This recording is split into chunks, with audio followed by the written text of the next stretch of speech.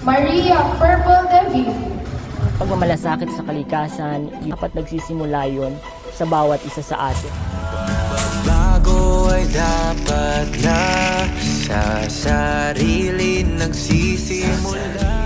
Kumusta, Verified? Ako si Purple Diviri at ito ang aking mini vlog. Isang panibagong proyekto ang aking sinimulan. Ito ay national costume ng lalawigan ng Nueva Ecija. Matapos kong iguhit ang mga detalye ng disenyo, agad ko nang sinimulan ang pangitaas sa pamamagitan ng mga plastic straw na ito. Gumamit ako ng 680 piraso ng mga plastic straw o 1,360 piraso ng mga kapsulang ito na bubuo sa pangitaas. Luntian ang napili kong kulay sapagkat ang kulay na ito ang nakalatag sa malawak na lupain ng lalawig. Ang Nueva Ecija ay kilala bilang sentrong kamalig ng bigas sa buong bansa dahil sa malawak nitong mga palayan. Pagsasaka ang pangunahing kabuhayan ng mga taong naninirahan sa lalawigan at kilala din ng ibang mga bayan nito sa pagtatanim ng iba't ibang mga gulay, prutas at maging ng sibuyas. Matapos kong gawin ang pangitaas, agad ko namang sinunod ang mabusising disenyo sa magkabilang manggas nito. Gamit ang lumang kalendaryo, gumawa ako ng pattern ng ulo ng kalabaw.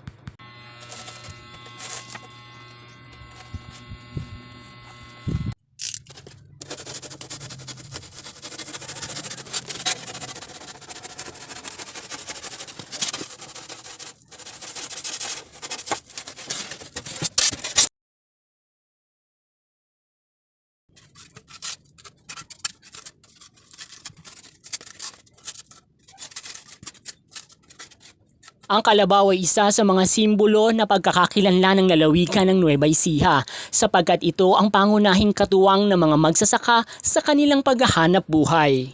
Matapos kong iukit at mabuo ang hugis ng mga ulo ng kalabaw, binalutan ko ito ng papel gamit ang pandikit na gawa sa gawgaw o cornstarch upang mas tumibay ito at maging makinis. 2 layer ng mga papel ang binalot ko dito at hinayaang matuyo sa init ng araw. At habang pinapatuyo ito, agad ko namang sinunod na gawin ang skirt ng national costume o ang mermaid skirt o yung yari ng saya na iginuhit ko kanina.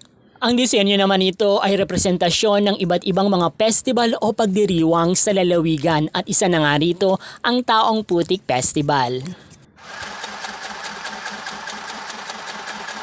Balikan naman natin ang mga ulo ng kalabaw. Ito ay kinulayan ko ng itim at nilagyan ng mga molded glue bilang mga disenyo.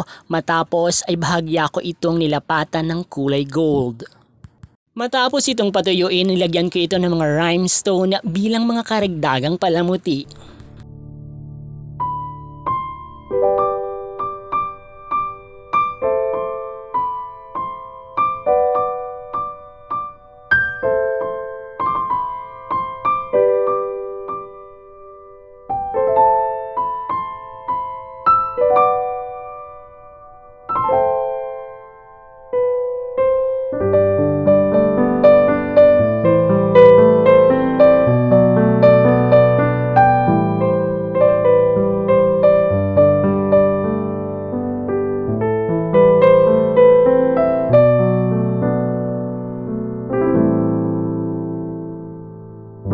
Verified, ito ang unang bahagi ng aking mini vlog. Abangan ninyo ang part 2 nito. Thank you very much!